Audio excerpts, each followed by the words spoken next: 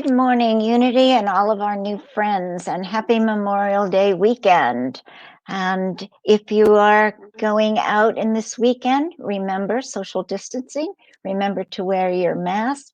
And if you have a couple of beers or a couple of mimosas, don't let your inhibitions let you take off your mask. It's still important for social distancing. Keep everybody safe. So this is Mother Aubrey speaking, and this is your lesson for the day. And now we're finished. No, only kidding. So Memorial Day. It's usually the beginning of summer, and we barbecue and we spend time outdoors, and we get together with our families and our friends, and we catch up on what's happened through the winter. And for us, the spring is finally showing up. It's been a long winter. But the real reason for the holiday is so much more. Memorial Day is dedicated to honoring all of those who have sacrificed their lives in service to this great nation that we live in. And as we celebrate, let's not forget the history behind these celebrations. And how many of you knew, those of you that were born in the 1800s, how many of you knew that Memorial Day used to be called Decoration Day? I actually remember that as a youth. It was a day when the families and friends would honor those that were serving the country that served the country by decorating their graves with flowers. And of course, the flower of choice was always the poppy. I remember as a little girl, always there were all the servicemen were on the street corners, and everywhere you went, veterans were selling poppies. And I always bought poppies and brought one home to my mother and my grandmother when I was little. So it would take almost a century for the celebration to officially be renamed by the government. And nobody is sure actually when Decoration Day first started, but the first official observance was Arlington Cemetery when the Civil War was over on the 5th of May in 1868. Major General John Logan declared that May 30th would be a day to honor the dead. And it was urging citizens then to all their flowers in the springtime so that we did not let the graves of the servicemen slip into disrepair. And Logan said this: we should guard their graves and sacred villages. Let pleasant paths invite coming and going of reverent visitors and fond mourners. Let no regret, no ravage of time testify to the presence of the coming generations that we have forgotten as people the cost of a free and undivided republic rather. Pardon me, guys. In 1971, Congress declared Memorial Day would be a national holiday and occurred on the fourth Monday of May, not the 30th. Among other reasons, legislators wanted to give Americans a long weekend beginning with summer. But I will tell you that the veterans disapproved of this because they said it will turn into a summer holiday where people will focus on fun instead of remembering and honoring the dead. And I think that can be valid. So I ask you today to really think about that, whether you're having a barbecue for two or maybe four, or if you're with a small group of friends or a small group of family, that you have a conversation and remember, or a time to pause.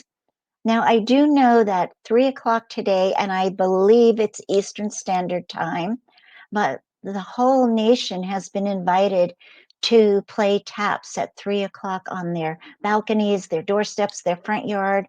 So you might want to be aware at 3 o'clock Eastern Standard Time, 2 o'clock our time, and actually just be still. And even if you can't hear taps being played, just honor those that have given their lives for us.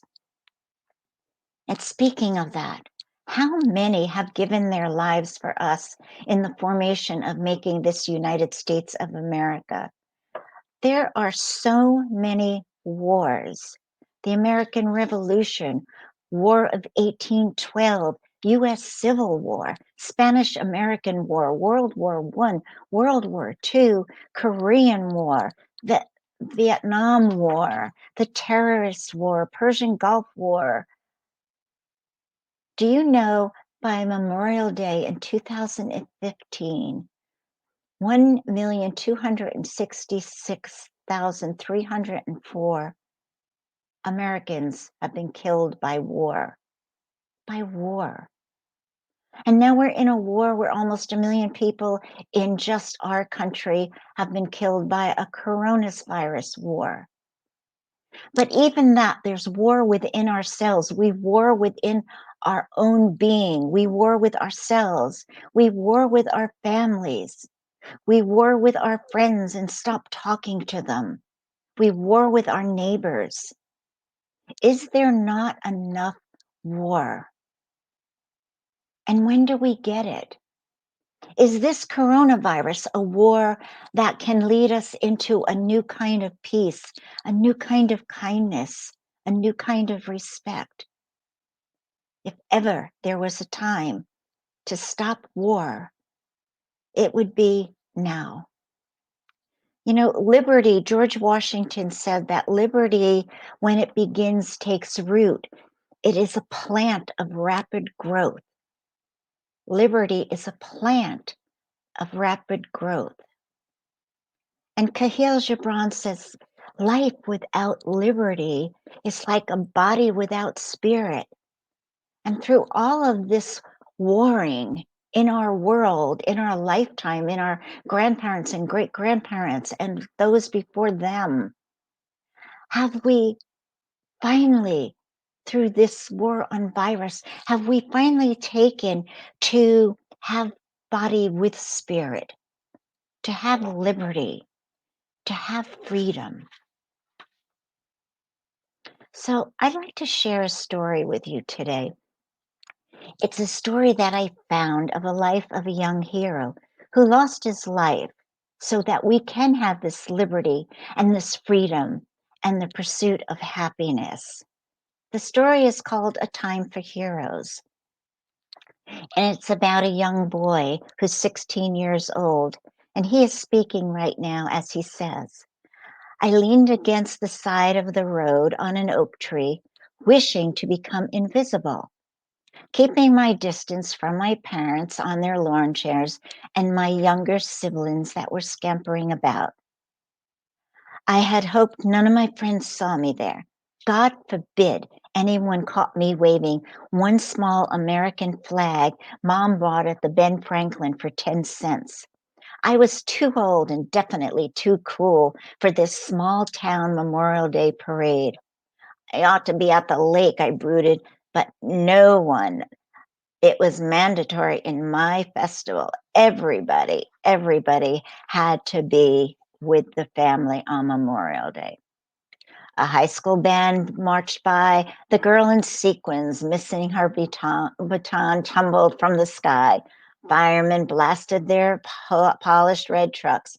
The uniformed troops of World II veterans looked too snug in their old uniforms. Here comes me, Mom, my father shouted. 5 black convertibles lumbered down the boulevard. The mayor was first, handing out programs. I didn't even have to look at one to know that my Uncle Bud's name was printed on it.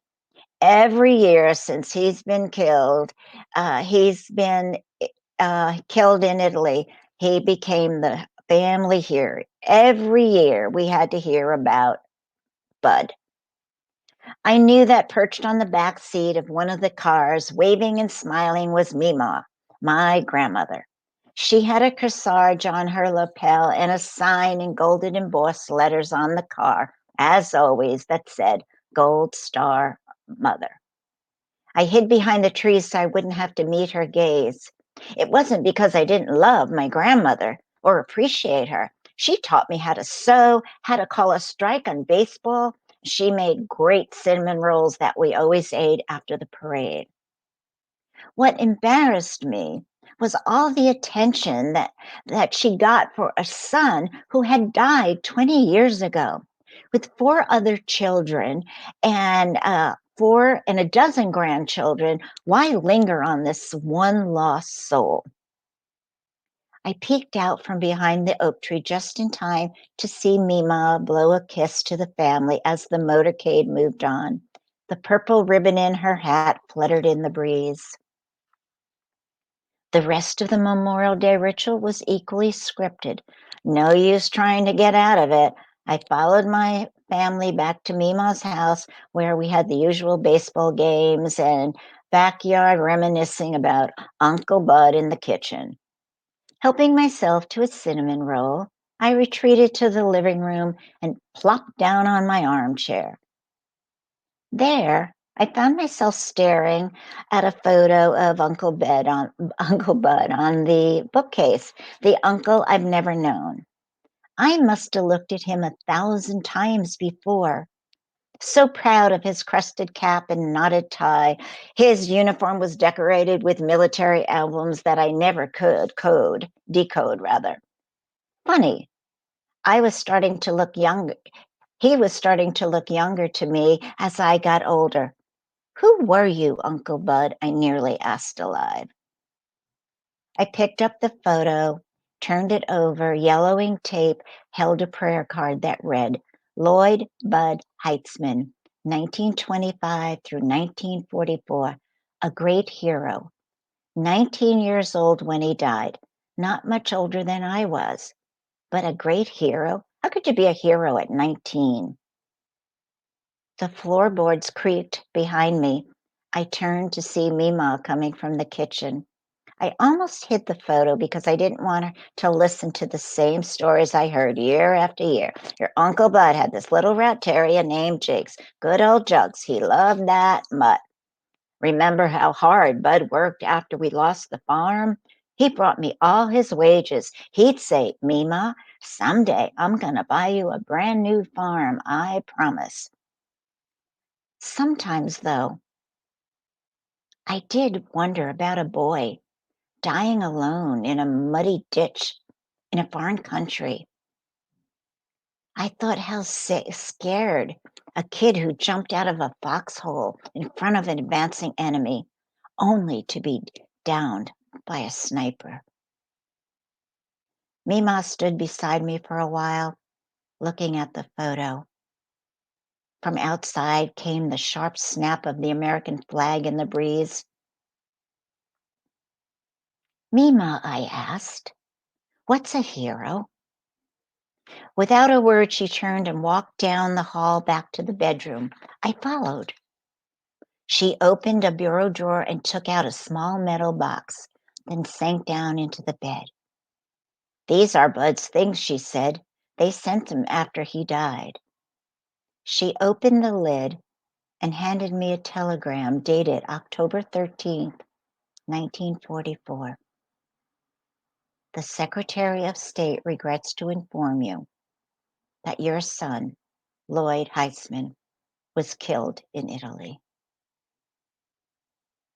Here's Bud's wallet, she continued. Even after all those years, it was still caked with dried mud.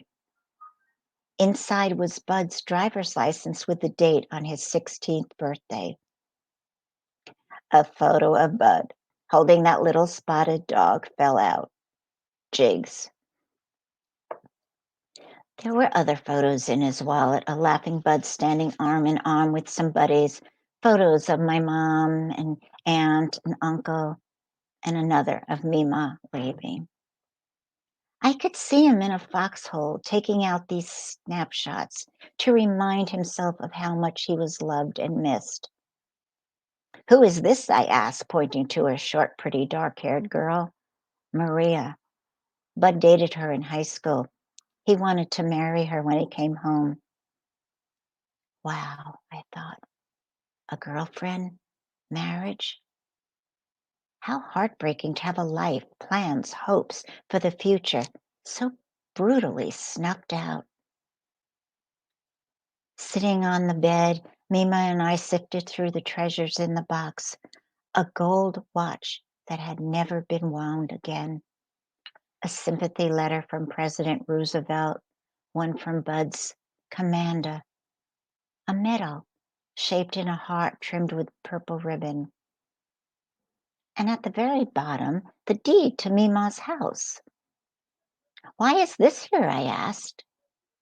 Because Bud bought this house for me. She explained after his death, the U.S. government sent her $10,000, and with it, she built the house that she was still living in. He kept his promise all right, Mima said in a quiet voice that I had never heard before. For a long time, the two of us sat there on the bed. Then we put the wallet, the medal, the letters, the watch, the photos, and the deed back in the metal box. If he had lived longer and had built that house for Mima or married his high school sweetheart, there might have been children and grandchildren to remember him by. As it was only the box with the name on the program reminiscing around the kitchen table. I guess he was a hero because he gave everything of what he believed, I said carefully. Yes, child, Mima replied, wiping a tear in the back of her hand. Don't ever forget that. I haven't. Even today, with Mima gone, my husband and I take our lawn chairs to the tree shaded of Memorial Day on the boulevard and give our three daughters small American flags that I buy for a quarter at the Ben Franklin. I want them to remember that life isn't just about getting what you want. Sometimes it involves giving up the things you love for what you even love more. That many men and women did the same for their country. And that's what I think now when I see the parade pass me by.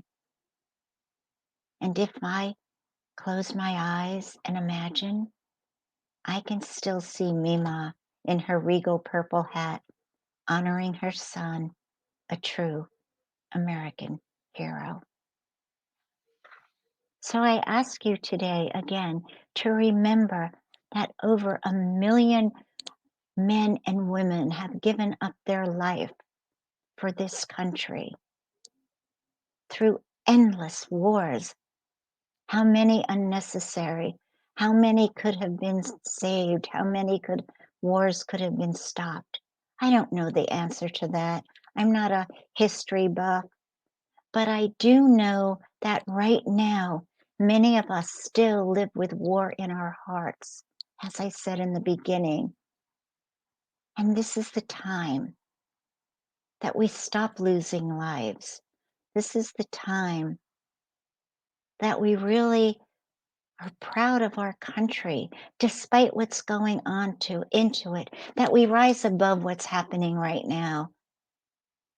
And we find ways to be the best that we can be. That maybe if we stop warring within our own hearts, if we stop warring within our families and friends, within our neighbors and our neighborhoods and communities, we can begin to live a life of joy and liberty and freedom and the pursuit of happiness. So, in lieu today of meditation, I would like to close with In Flanders Fields by John McCrae. But still, get comfortable and listen to these words. And when you see poppies, if veterans are selling them, please buy one. The money goes to veterans. So, In Flanders Fields. In Flanders Fields, the poppies blow between the crosses, row on row, that mark our place, and in the sky, the larks still bravely singing fly, sacred herd among the guns below. We are dead. Short days ago, we lived, felt dawn, saw sunsets glow, loved, were loved, and now we lie in Flanders Fields. Take up our quarrel with the foe. To you from failing hands we throw. The torch be yours to hold it high. And if you break faith with us who die, we shall not sleep though poppies grow in Fielder's flare. In Fielder's field we go. So remember, 3 o'clock today, there is a taps, a bugle, trumpet call. Go outside, and if you have a trumpet or a bugle, bring it out at 3 Eastern Standard Time and honor all of these wonderful men and women who have made it possible for us to be here today. Thank you.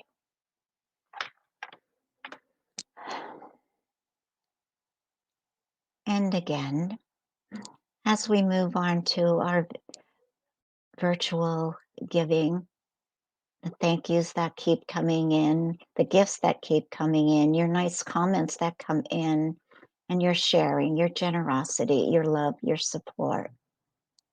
For all of that, we are ever grateful. And from your board and from myself, we just say thank you, thank you, thank you. And of course, as we move on into our announcements, there are some good things that we are going to share today. And the first and the foremost, I'm staying for a while, but I will see you next week. When is our center opening? Our center is opening June 14th, and you will be required to wear a mask. It is the law. I know a couple of you said that you don't want to, and I appreciate that, and I honor your right to that, but you do have to wear a mask. When you come in, your hands will be sanitized, and then chairs are going to be separated out. Chairs will be 6 feet apart. There will be some chairs that are 2 together. If you're a family of 2, couple will be 3 if you're a family of 3, and then we'll have onesies all over for you. We will not have coffee hour. Because of the flood, we wouldn't be having coffee hour anyhow. If you want to go down and see what's happening after service, be my guest and come right back up, of course. So we are opening June 14th, and we will be doing a simplified service at that time. And afterwards, we're going to stick around and talk about a few things for those of you who want to stick around. I have some ideas and some things I'd like to share with you, so please do that. And then, okay, Thursday Zoom Club will be still on Zoom from my house, and we will decide if it's going to be on Tuesdays or Wednesdays after prayer circle, because Tuesdays is actually my day off, and I would like to get back to that schedule if I could. And Tuesday also at Friday in the center is A Course of Miracles, and we will be doing that. And prayer circle June 10th, we will resume on June 10th in the sanctuary, but for now, this week, it will be online again with me in my home. So the center opens on June 14th. We will talk about the book club, how we go forward. Course of Miracles is already at the center at 5:30 on Tuesdays. And prayer circle this week will be actually the way it is now on Zoom, and then we will June 10th resume in the center. So that is what's going on for us this week. It's all good news. I hope that you all do everything you can to keep yourself safe and keep yourself healthy. And I will see you again next week. Have a great holiday weekend. Love you. Bye. And God bless each and every one of you.